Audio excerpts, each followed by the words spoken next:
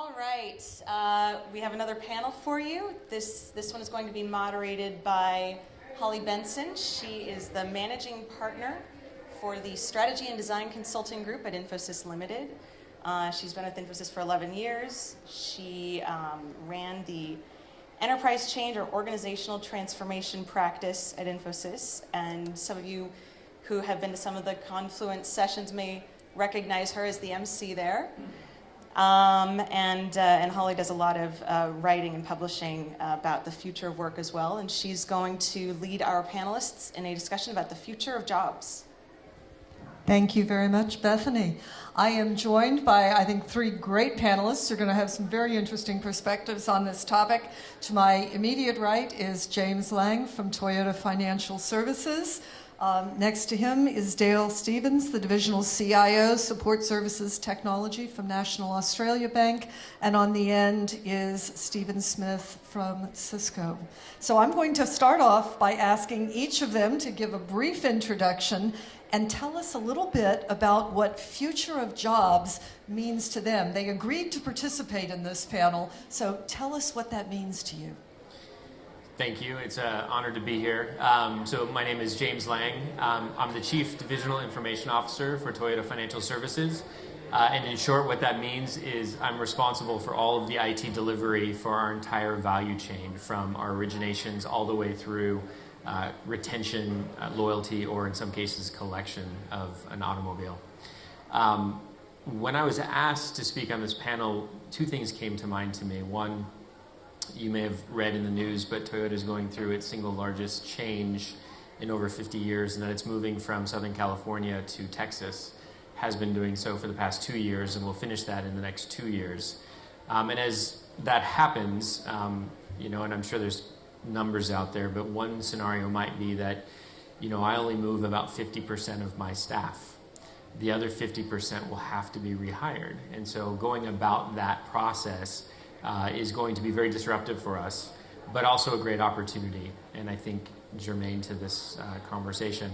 And then the second thing too, Toyota, and specifically Toyota Financial Services, is an advocate for STEM, and we support an organization in Southern California called STEM Advantage, and really it's an opportunity to support disadvantaged youth as they're going through their post-high school academics to get access to working for a company like Toyota, and what does that mean in that exposure from that perspective. So I think it's an important part of what we do, and being the father of two extraordinary young ladies who have expressed an interest to go into computer sciences is something that I'm very passionate about. Thank you very much. Dayle, how about you? I'm from National Australia Bank in Australia. I am one of the divisional CIOs there, but I also run our Women in Technology programs, really focused on gender diversity in technology, and sit on our Diversity and Inclusion Council. And I'm also on the global board of an organisation called RoboGirls. RoboGirls is aimed at getting more females into the STEM education and STEM careers. It is student-led, so it runs out of the universities around the world. So there is a presence in North America, not in this area. I think the closest one's in Pasadena. And that is getting out to primary schools and teaching robotics to the kids in little design classes and letting them play with it, and then talking to them about what a career in that might mean. We've really found that for children to be able to see what a job looks like, they connect with that better, so they aspire to the things that they, the role models and the things that they see. So by talking to kids about working in science or working in technology, then they can't really see what that looks like. So getting in there and playing with robots and talking to them about that, introduces wanting to study computer science. They start to understand what a job what that would look like. So RoboGirls is really fun to work with. One of the things that I've noticed, so through my education and a lot of the education systems I've seen around the world, has been a lot of it is really based on knowledge. So a lot of the exams at the end, the scores that you need to get into universities, all that kind of stuff is about knowledge and how you put that out there. In one of the sessions we had in this morning in Confluence, it was talking about there's so much information out there on the internet and that research that can be done now, then that kids and students can find themselves, that the role of the teachers becomes more about facilitators of knowledge. And I'm really interested in how we flip, and the people that I'm looking to bring into my organisation aren't the ones with all the knowledge, they're the ones with the wisdom that know how to apply it, critical thinking, communication, collaboration, and creativity. So I'm really interested in how those aspects are in the education that's coming out of the schools and is in the people that I'm looking to hire. Stephen. Hey, Stephen Smith, Cisco Systems. I've been in the high-tech industry for 31 years. I know I don't look like that, but I am. I've been in IT since '96, which is 20 years, and I'm not an IT guy. Never took any education in IT whatsoever. I come an interesting past, mechanical engineer, into supply chain, into procurement, and then followed through into procurement systems. I have built onshore and offshore capabilities, hiring all around the world to deliver 24/7 support. I think my core is slightly different. When I look at education, it's not just about the youth, although we have a very progressive college graduate hiring process around the world, not just in the US. We're trying to get a global, diverse workforce right across Cisco. Mine's is more about, we've got ourselves in IT into this real mix of FTE, full-time people, and outsourcing. And over 10 to 14 years of doing it, we've got a bit bent out of shape on what that looks like, and we need to really think about the total workforce and how that's going to be structured. And specifically when working with partners, and specifically Indian partners, trying to educate and work with them on bringing diverse workforce to them too, right? Because that diversity is really important in the workforce. It's really important for all our education. None of us want to be blinkered into one way of doing it. So I tend to take this, my current role in Cisco IT is to look at all labour and software contracts and put a strategy around how we manage that workforce going forward. So I'm really interested about that, where that entire workforce is going. So let me follow up on that and kind of pitch the first question to you. When you look at this from a Cisco perspective and think about the disruption that's occurring, how fast technology is changing, what are the new skills that are needed, like right now, that have to be developed, and then what happens if you look 5 years down the road? Yeah, there's two portions to this for me. There's one that are a set of core skills that we need in any human being, whether in IT or not in IT. Right? If you think about how the industry works right now with the pace and the speed, and specifically in enterprise companies, we need people that can stand up and be counted. We talk about everyone's a leader. Anyone can be a leader. But what does that mean? Right? When you've got someone doing the engineering on a solution versus a VP, what that means is slightly different. So for me, we need to really understand when we say that, how do we help them understand how they connect the dots to what they do today, reaches what the overall company's goals are, and not fool their head with, oh, I need to be this. There's this tendency that when we call everyone leaders, that automatically leads them to a path, and I think that's dangerous. Right? We need broad, knowledgeable people, not just folks that have gone up a siloed approach and got to a level, because they top out. Right? So we really need to educate them inside the company to get that breadth, so they're more valuable as they go up that chain. Great answer. Dayle, James, how about you? I've been in San Francisco this week, and I've been to visit some of the startup and the new IT companies.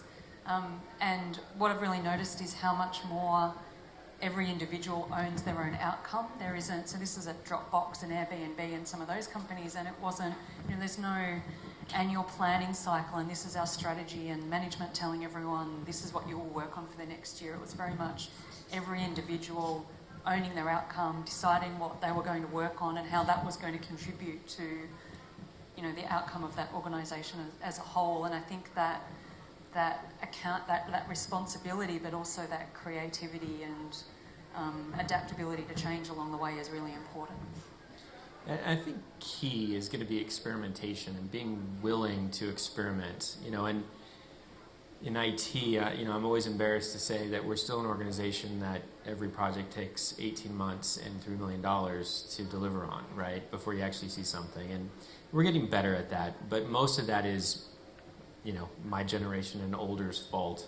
When we talk to new people coming into industry, what they're expecting is to be able to step in, do some experimentation, fail early, fail often. They want an environment where they can do that, where they're not going to necessarily be measured. Now, obviously, we don't want them to continuously fail. We do need to have some success. But I think allowing that sort of activity to happen is going to be very important. I think that's very interesting, and that's, I think, on a collision course with a lot of cultures that exist in organizations today. So Future of Jobs also very quickly gets into looking at future of cultures in the organization. Around the World Economic Forum this year, Infosys co-sponsored a very interesting piece of research that looked at young people in 9 different nations, ranging from developed to developing, on their perspectives on the future and their preparedness for it in terms of skills and abilities. And one of the most startling findings of that study to me was that the youth in developing nations were far more optimistic about their readiness and their educational readiness to meet the demands of the future than youth in the developed nations. Dayle, where does Australia sit on that perspective, and why would that be, one way or the other? I think Australia is a very large country, and everyone lives on the edges on the coastline. So it's quite different depending on, the answer would be different depending on whereabouts in Australia you are. So if you're in the state of Tasmania, which if you think of a map of Australia, Tasmania is a little triangle island right down the bottom, there is only, in some of the regional rural areas of Tasmania, then high school only goes to year level 9. To go on to even get to year 12, you need to move to the capital city and go to boarding school, which then costs a whole lot of money and then excludes a whole lot of people that live there. So we have quite a range depending on where you are, I think. But the attitudes, though, like education is just so important. Education is what's going to make the difference, and I think that Australia is generally quite optimistic about the future, and also really optimistic about the future of IT and our readiness for being a startup hub like San Francisco is, because we have all the right things. There's a few systemic barriers that get in the way, but those things can be changed. So, Australian youth, I think, is generally quite optimistic. Education costs a lot in Australia as well, and creates a bit of exclusion. But there's a lot. We have a lot more social structures in Australia than in America that caters to some of that stuff. So, James, if I follow up on that, Toyota's very interesting in the sense that it's got at least one foot in Japan and one foot in the West. What do you see about the attitudes of people in those two places, the preparedness, the optimism? Yeah, it's interesting. I mean, Toyota in America is very much an American company, right? I mean, we do have a Japanese parent. There's Japanese oversight. But it is very different. And I have yet, actually, in 7 years, to actually go to Nagoya, to our home office there. But the impression is that here in the States, that in IT specifically, that technical skills are important. But what I'm starting to find is that soft skills in and around managing through more complex problems is also incredibly important. And whether that be with, I was mentioning earlier about, when you talk to Japan, it's usually at 10:30 or 11:30 at night because of the time difference, right? I don't know what would have prepared me academically for that, right? But just growing up and going through and developing those soft skills, both through schooling and not schooling, I think was important to prepare me for that. And I would say and suggest that others would need to do that as well. Visited Stanford yesterday, and I met a chemical engineering undergraduate, and he was also taking a class in negotiation skills. And normally in industry, we would do negotiation skills courses so that we could get the best deal and drive that best outcome for our company in that contract. But the reason he was taking that course was to develop his interpersonal skills. And I think that communication and collaboration plays a huge role in what we need to do in organisations now. I know years ago people would join IT and set out on an IT pathway because it meant that they could sit in the corner and code and not have to talk to other people. But that's completely changed. It is absolutely all about collaboration and communication now. So I hadn't thought of doing negotiation skills just to develop interpersonal skills, but it's that human-centric element of the way we face into things is really important. It's really interesting, right? Cisco is a San Jose-based headquartered company, right? So we're a California style. I'm Scottish. I have some really good European friends that are in Cisco that are very, very direct. And a big part of my time in IT is trying to help them not lose that edge and that directness, but kind of take the corners off it a little bit so that it doesn't cause them a problem when they're driving things. And then the opposite is you go and work with India. My first ever meeting when I walked through the doors of Cisco was we had Oracle in the house, and one of the guys that reported to me is having a conversation with Oracle, and the entire room is Indian people, Oracle and my entire team. And I'm listening to how they were talking to each other. And it was very verbose to the point of almost shouting at each other. And I'm going, I come from Hewlett Packard. I spent 22 years with them. And this is my first introduction to a meeting. And I pulled my manager out of the room. I went, you know, we need to think about this. Cisco's reputation and how we manage situations like this is based on how people walk out of that room. We can't do this. Even if that is how you think culturally it should be done, we can't handle it. So that education doesn't just stop at the technology and the soft skills. It's even how we blend that diverse community to be able to work, depending on where the core of that company is. If it's an Indian company and I go work for it, I'm going to have to learn how to shout and stamp and thump the table, right? That's a choice, but they're joining an American California company and they have to tailor things. Well, it's really interesting to me in that research I mentioned one of the things that was constant across youth in all geographies, even though this was research focused on technology and technology skills, they all acknowledged the importance of soft skills and interpersonal skills, which I think maybe has a lot to do with the youth of today growing up in a very diverse and very global culture, certainly as opposed to what I grew up, which was very, very insular. I've got one more question, then we'll open it up to the audience for questions. The one more question is our educational system keeping pace? Wherever our is, we've got a lot of geographies represented, but is the educational system keeping pace? Yeah, and I said in question, I have a 16-year-old and an 8-year-old, as I mentioned, and thinking about their academic experience compared to mine, which in my mind still seems like yesterday, but it clearly wasn't. You know, and one of the fears I have is that our education system is developing really good task workers, right? People who can, you know, push buttons and things of that nature. And so I'm kind of always paying attention to both of them from that perspective. And one of my best friends is a university professor. I have other friends that are in academia, and we're always inquiring into that from that perspective. And I think it's probably something that will be okay, but that's just one thing for us to keep an eye on, because at the end of the day is how you're successful in IT now, and I think in the future, isn't going to be just that you know how to code well, that you know technology, things of that nature. It's going to be that you actually will be able to sit down and understand the businesses that you're supporting, and then meld how technology can best be an advantage for them. And so that's going to involve like all those soft skills, but also it's just going to involve doing something other than just taking orders. You're going to have to be able to be a creative thinker on your own from that perspective. So I don't think there's any danger for my kids, but it's just one of those things that I keep an eye on. Dayle or Stephen? My children, I have 2 boys and they're in primary school, so year level 2 and 4.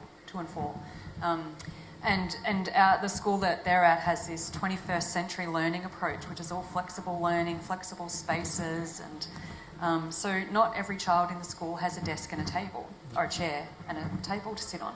And half the parents in the school are completely up in arms about it, saying, you know, the school clearly needs more funding, we don't have enough furniture, we need all of these things, we need it to look exactly like it did when we went to school. And I'm just so frustrated with it because they're not at all understanding that it's just not the best way to learn, it's not getting the right outcomes. So investigating more into that and really looking at what the flexible learning approaches and 21st century learning are trying to achieve gives me a lot of hope, because those are the things that we're really missing in that group that's come through, I think, in between, where they've been the transformation from the old everyone has a chair and a table and it's all about reading and writing to being much more about developing the wisdom to apply to different situations. So that's what I'm seeing in our. You know, for me, I've got a very personal and unique situation. I have 2 daughters, one in 7th grade, one in 6th grade. We moved them from a very small country elementary school to a private Valley Christian in this area, for anyone that knows it. Huge campus, it's like a college campus. When my wife and I looked at it, said, oh my goodness, if we'd been in a school like this, what an opportunity that would have been. They've got scientific labs, they've got observatories, they've got absolutely everything you could want. My oldest gets in and she's an introvert, and within 3 months her grades went through the floor. Just couldn't deal with the size and the mass, even all that capability was there. We have now found her an alternative called Flex. I don't know if you've heard about it. It's half day. It's not even a school, it's like an office. They stand at desks, elevated desks. All morning is tutorials online, self-taught, self-paced, afternoon classroom-based. Loves it, very small. She gets to do her own thing, headset in, music, works all morning, then classrooms. We've got her sorted. The younger one loves the big campus. She's the social butterfly, but she has dyslexia. And the problem with whenever you've got a kid that's in this system is that all the schools are based on scores, and they cannot deal with trying to put enough in there to help a kid that has special needs. It's just, there's nothing there. Public is better, they have the facilities, but then you're in a different environment, right? It's a different group of people. Where I live, it just wouldn't be possible to put her in that. So we struggle, and I think what I'm trying to get over is it's very specific, right? And there's, the more choices we can get in education, the better chance we've got for bringing everyone along. The Bay Area is tough. It's so expensive to live here that teachers, good teachers, why would they stay? They can't afford to buy a house in the Bay Area. So if you're any good as a teacher, unless you're really passionate and love the area, you're going to go somewhere else. You're going to go to Colorado, where they've got some of the top schools in the country, but you can afford to buy a house. And I think we've got a major issue in the Bay Area around education because of it. And that's amazing, because I never would have thought of that, and I would assume many other people wouldn't have, but it's very well articulated. How about questions from the audience? What would you all like to know? We've got some great perspectives here. Anything? I don't know who's in the audience, but A lot of people. what I mean is, Infosys pulled this conference together, hoping that there would be cross-exchange of ideas between business and education. I'm from education. And I sort of came because the people that are in education, many of us are committed many years of our lives to fighting for diversity in the tech industry and in computer science. And I don't really have a question. I just want to sort of like, there's I'm really interested in this exchange, and I'm trying to think how maybe this conference could have even structured more exchanges. So, like, sort of the suspicions from us in education are, I'll just list them. If the tech industry really had all the jobs filled, would they still care about education? How self-serving is it? And this is like your individuals working there. This is not you at all, but you know what I mean? It's these two institutions coming together. Is what keeps American companies here in America when they really are going to outsource? Is this thing about shortage of jobs really real? If it was really real, why don't they do workforce training? I grew up in the 70s. AT&T affirmative action. I became a telephone installer for 7 years because they needed women to climb poles and be telephone installers, and they trained us. Why don't these companies take underrepresented students and women and train them?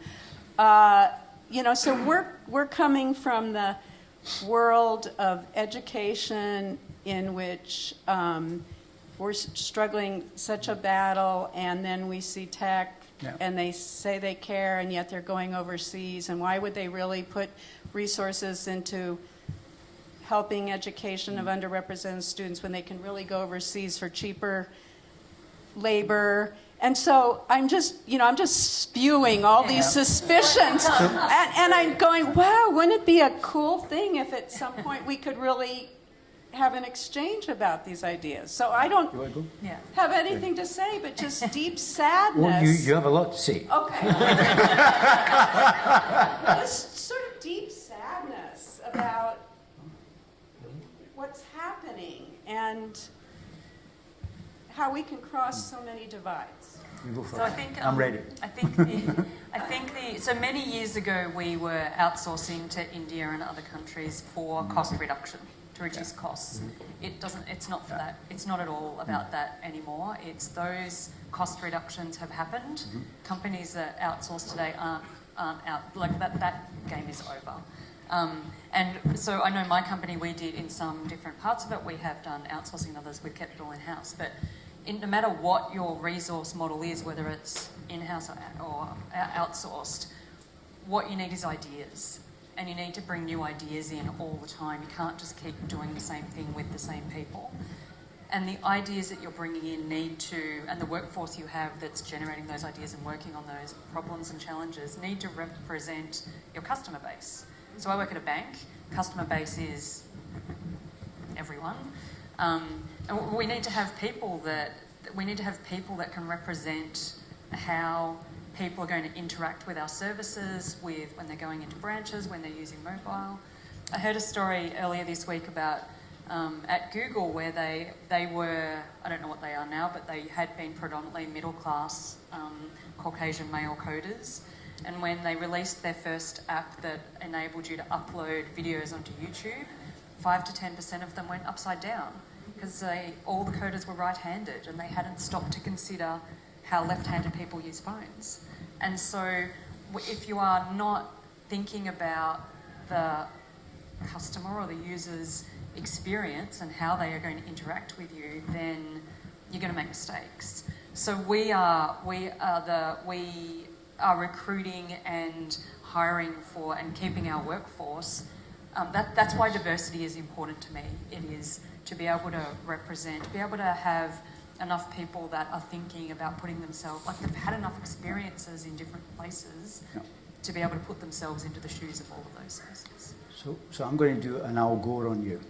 I'm going to start with a bad story, and I'm going to end where I think you're going to like where it's going.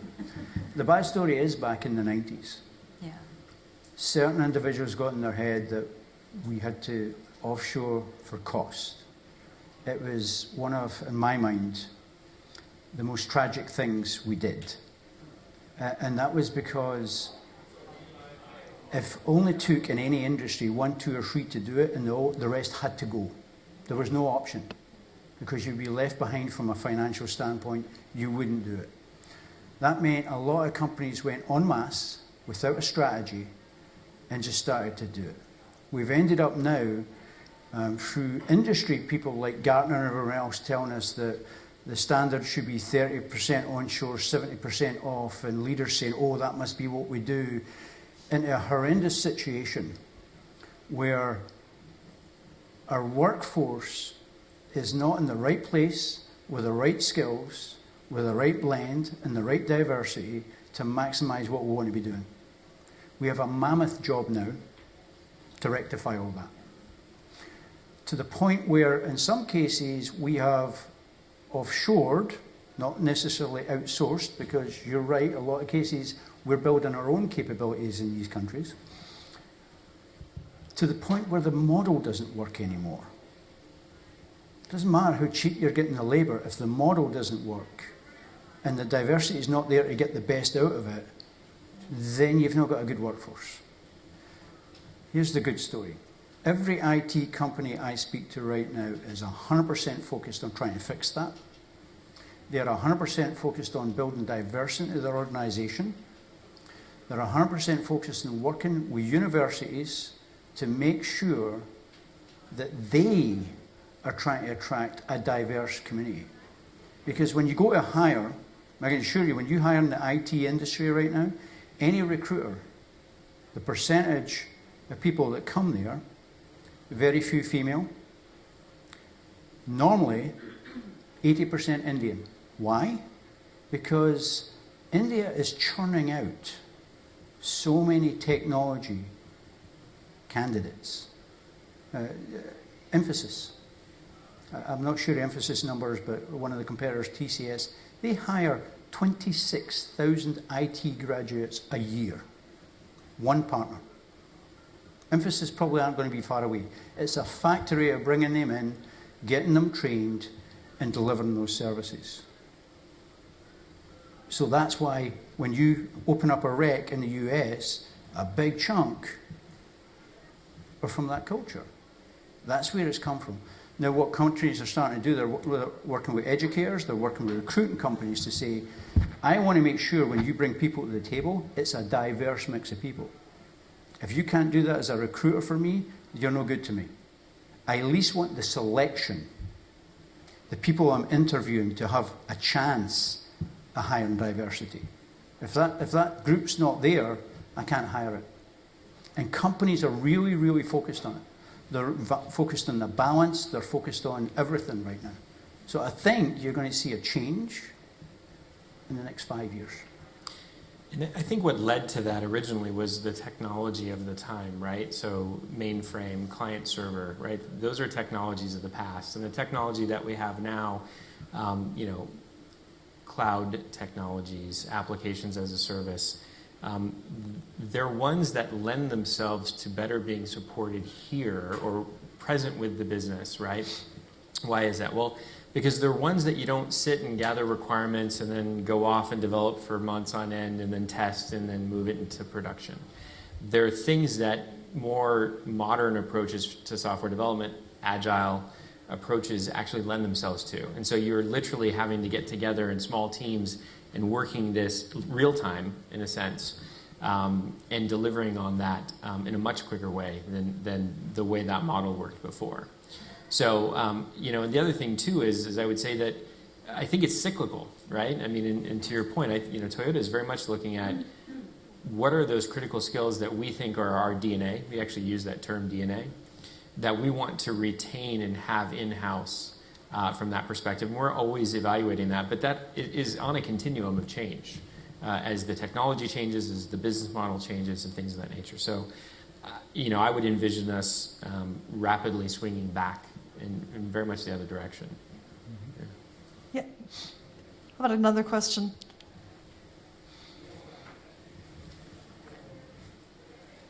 So that's back to the tension between business and education. I work with some school districts, and I've been at those conversations time and again. They're not fun. The businesses are blaming the schools. You don't get us people with the right skills. The schools are I think trying to promise something they can't deliver is something that, and it was refreshing to hear you all talk about values and attitudes, which is more the speed of what you can do over 12 years and at that age. But my question is, I think this conversation needs to shift. I mean, the one I'm hearing at the local level, and what is it that education can tell business from your perspective? What can the value proposition be that would? You know, what comes to mind is if I think about what should education be, I think education is about getting people ready for life, right? It shouldn't be about getting people ready for work, right? Now, obviously college, you're going to start specializing and you're going to start having interest from that perspective. But I sit and look at my 16-year-old and seeing the decisions that she has to make as a 16-year-old that I was like, oh man, comparatively, I was obviously a screw up.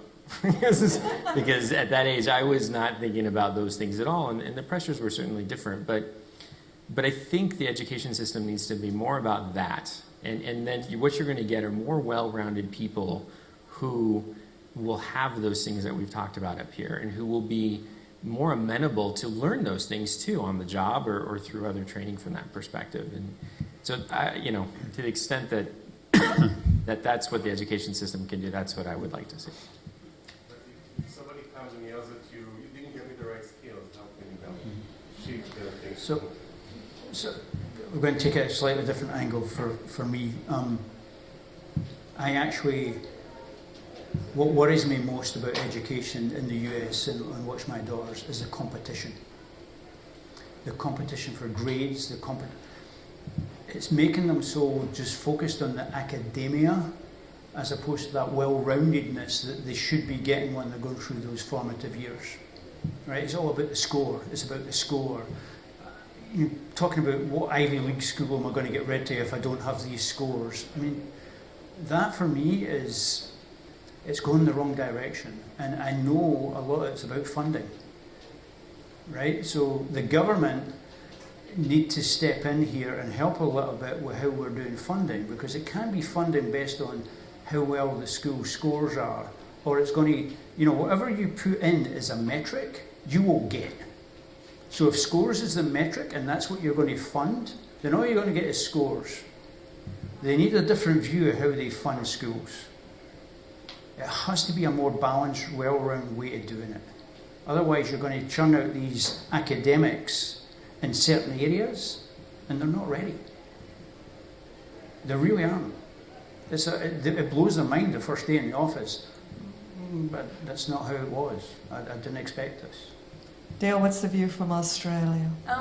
So we have, in my organisation, we have two different streams of graduate intake. One is leadership stream, and that's across our entire enterprise, and the other is a pure tech stream. And people will apply for the leadership stream because it's the bigger, broader program. But we have but it's quite a different skill set. So the ones that go into the leadership teams are the ones that we're hiring to be future leaders of the enterprise. And you get kids that have, you know, been the best computer science student, got the best marks, but they just can't communicate with other people or you know, deal with certain kind of situations. So the good education marks are kind of a given. It is those leadership skills that we do really look for when we're trying to attract the best talent. I was talking to Dropbox earlier this week, and they said they hire for values because they can teach the technical skills. Yeah. Technical skills are easier to teach. So, and in my organisation, we still have code from 30 years ago that's still operational systems, and that's not taught in universities today. No one wants to go and code in C or COBOL. They want to do Spark and all the new stuff, but there's still a lot of jobs in those spaces, so we have to train for our particular situation and our, you know, how that bit of technology works in the construct of our organisation anyway. But the leadership skills and the creativity are the ones that is the talent that I'm looking for. Yeah. Great, thanks. We had a question over here. So I wanted to pick up on the theme that Jane initiated here. And in particular, this notion of we need to create a new and deeper dialogue between the education community and the business community. I know you were mentioning there's an over preoccupation on metrics. From my standpoint, it has been the business community that has been hugely impactful in driving the issue of metrics. So there is this contradiction. The larger point here is, within the last month, JP Morgan Chase just released this report called Tech Jobs for All. And part of the analysis that they did is trying to understand why we're having such difficulty closing the gap between the number of job vacancies that are open and the number of people who are unemployed that don't have the skills for those jobs. And their analysis indicated that if we look at all of the federal government spending to address that, it would cover about 7% of the population that we're talking about. So the point I'm interested in advancing is, I work in Massachusetts. We're trying to do everything we can to advance computer science education.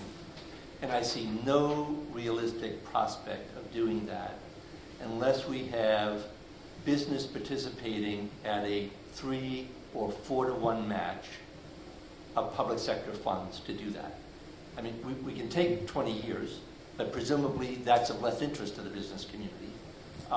So to close this into a more realistic 10-year time frame, it's simply going to take more resources than are currently available as we see increases in local budgets and state budgets. So how do we create a dialogue that is really honest about the value proposition? And are we examining all the factors at play here? But at some point, it's going to take more resources. And how do we kind of say, this is a human capital investment, and you can get support for that. It's not just all on the business dime. But how do we have a conversation that tries to advance this dialogue, to bring those resources to the table? I think from a Cisco standpoint, in the last 2 to 3 years, we've put a lot more focus on college graduate hiring, and not just, it needs to be very broad. Part of the problem in the past is the education groups come in and they work with HR. And HR have this view of what it looks like.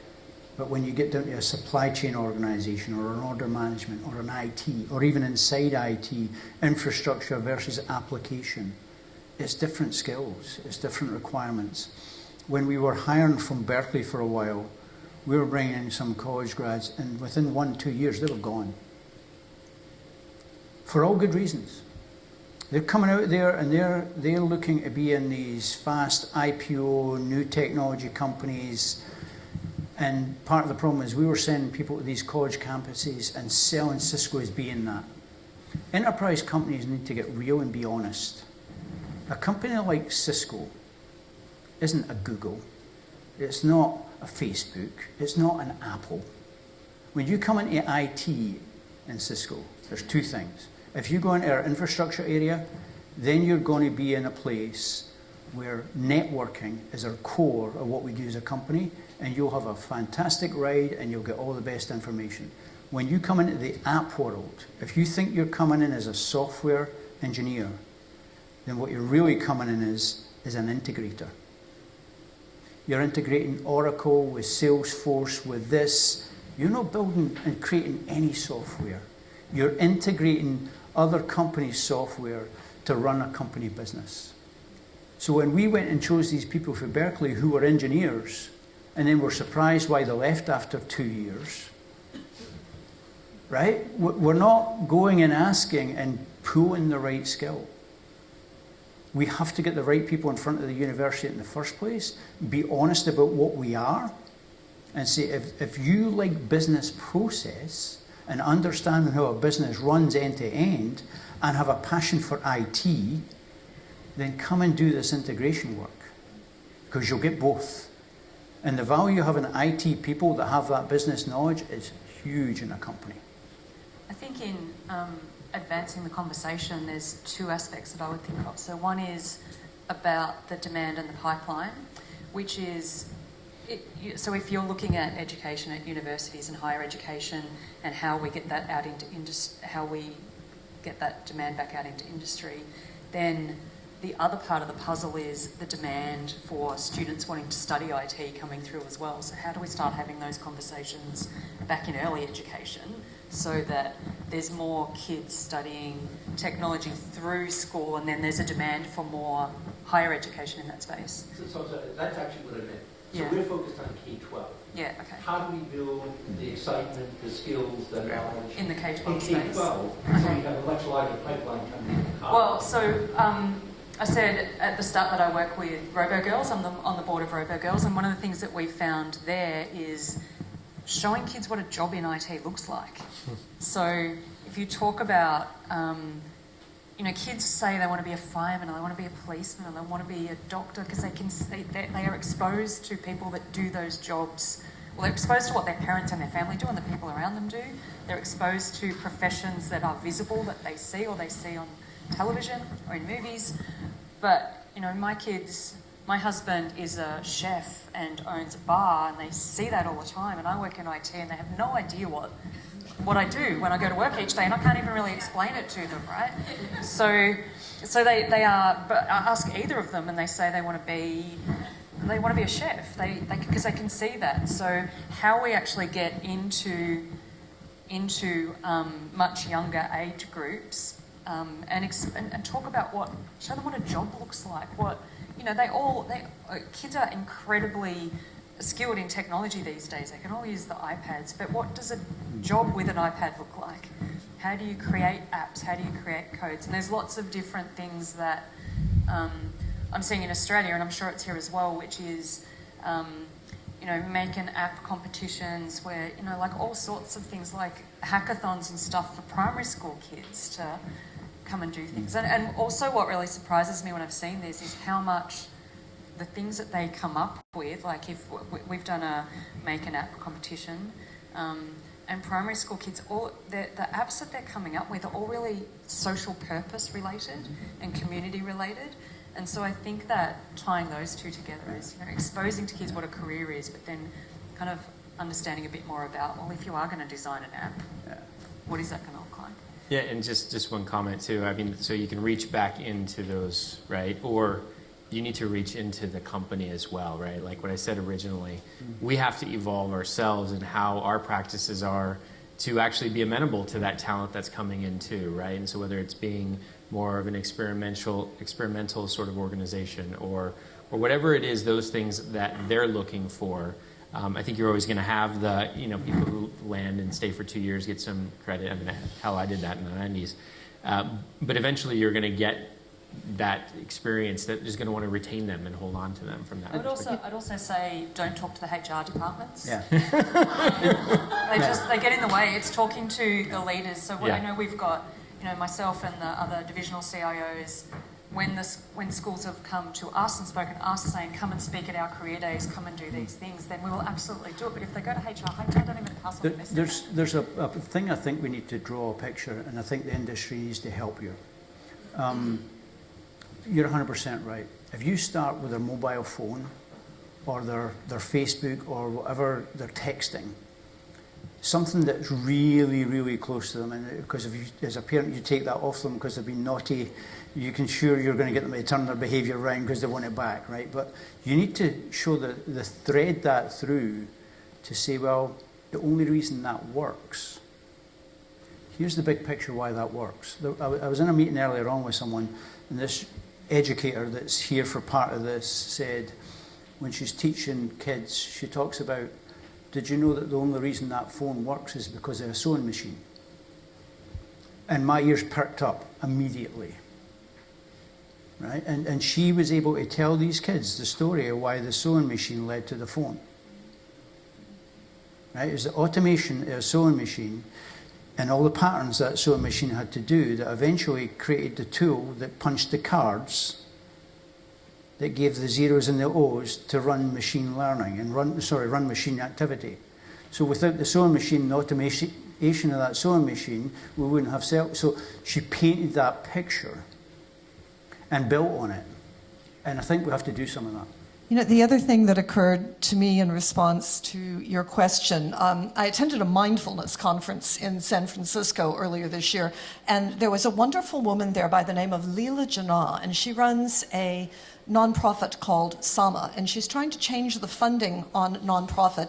And what she's trying to do is go into underserved communities around the world and teach people to code to really lift them up out of poverty and give them a better life. But she's doing this in a way that it is designed to be self-funding because it has sort of a self-fulfilling value proposition for the businesses that will hire them. Now, what's the relevance of that to your question? To me, it's two things. One is we talk a lot about education and bringing people through the formal educational system. They're going to get a high school degree, they're going to get a university degree, they're going to get a graduate degree. Maybe there's an intermediate position there that says we're going to teach people to code, because they are immediately useful at that point. It's just a slightly different perspective. The other way that that relates to what you ask, and you know, Dayle, it goes back to your point, if you've got to show them what a computer job is, a lot of these kids have no one in their family system or frame of reference that has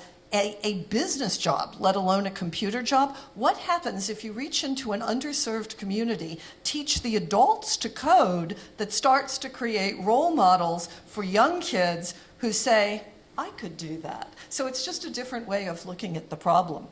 I know we're getting on the very close to being end, but we have one other question, please. What is your question? And then we'll wrap it up. I want to build on something that you said before. You said don't talk to HR, right? So my question is, what is your advice? What is your advice for people in education who want to reach out to companies, whether they're large companies like yourselves or even local, smaller companies, which is what most of us have in our communities? What's your advice? Who do we reach out to? How do we sell ourselves? How do we communicate? How do we find people like yourselves who are interested enough to come and sit on a panel and actually have these conversations? So I think, so the way it works in Australia, but I think from what you said earlier, it would be the same here, then it is getting into where we, you know, if there is a, what are the industry groups and industry sessions that are happening? So if there's a women in IT focus group, or there's a, you know, some kind of panel like Confluence, something like that that's happening, and getting along to those and meeting people and creating that kind of network. It is okay to go through the HR department, but don't see them as the end result. Talk to the HR departments about, because they're probably the ones that are coming to to the campuses or whatever and looking for, you know, the graduate recruitment programs, but be talking to them about, I want to talk to your CIO, or I want to talk to a technology leader in your team, and I want them to come and talk to my students or talk to my community groups. So it is about recognising that because we look at the HR departments as, you know, they provide the frameworks and the tools and all of the things that we need to be able to recruit and be able to run our workforce, but it's our job to find the right, you know, attract the right talent and maintain them there. You know, there's a subject matter expertise. So if you're going to, you know, if that's where the contacts are, go through the HR departments, but use them to connect you beyond. Yeah, you need to demand, not just ask. You need to target. So you need to target the industry that is most likely to not for today be in your area, but the industry you think is going to be there in the future, and select the companies that are there now. Go to their HR and say, we want to get a broad understanding of all the roles that you have today and for the future. We would like to speak to your supply chain, your order processing, your IT, your different elements, so we get a real sense of how we can position our students for the future. We don't want the glossy outside company picture. We want to talk to real people that do the jobs. That's what you need to ask for.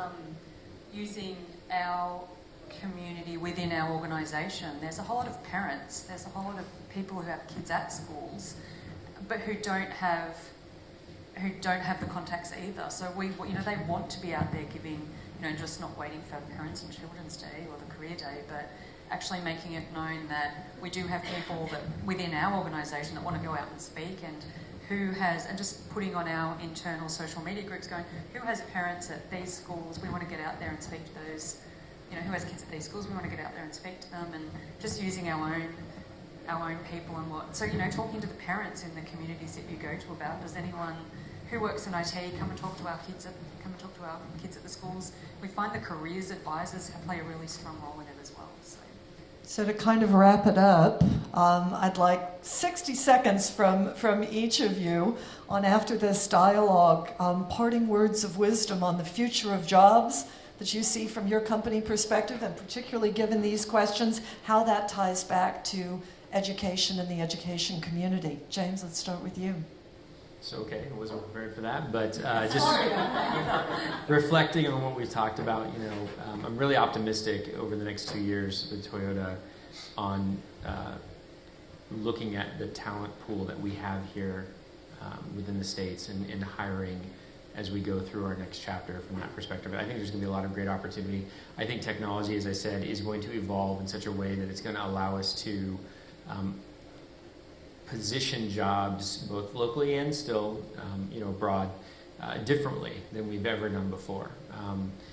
I think, though, to some of the questions, I think we're still figuring some of that out, right? So we may not have a lot of the answers to, give back to you guys, and that can be frustrating because you're still marching ahead the way that we maybe agreed to in the past. But I think that's just going to continue to evolve. So I'm excited about that. I'm optimistic, and as I said, having 2 young daughters who are growing up and are going to grow up into that space, I'm very excited for what they're going to be able to get up to as a result. I would say where you're talking about struggling to how to engage industry, we don't know what we're doing. So, half the conversations that we're having at the moment are about how do we attract millennials? How do we design our jobs and our workplaces and our programs to attract and keep millennials? How do we work with universities? How do we attract and retain talent? Yeah. We don't know either. So keep pushing into the conversation, because industry needs to. Industry is talking about this stuff. Absolutely, it's a huge topic of conversation. So as much as we just mentioned, how do you get contact in industry? Industry doesn't know where to go. It doesn't. If you find, not everyone is going to embrace it, but there is a groundswell of people that are thinking about it. Yeah, I think for me, I'm very positive about where it's going. I think specifically in the US, I think we are going to be looking to insource resources, bring back IP, so it will create jobs in the United States. That sounds strange coming from a Scottish accent, but that's okay. I am a citizen. And I avoided the question at the very beginning, because the question started with what are the skills and what are the types of jobs, and I went off to the soft skills because I think it's very important to start there. But when you ask the question of what do we ask industry, here's what you're going to hear. We need data scientists. We need security experts. We need cloud knowledgeable people. You need to get past that. Those are big words. They're industry speak for where we think we're going.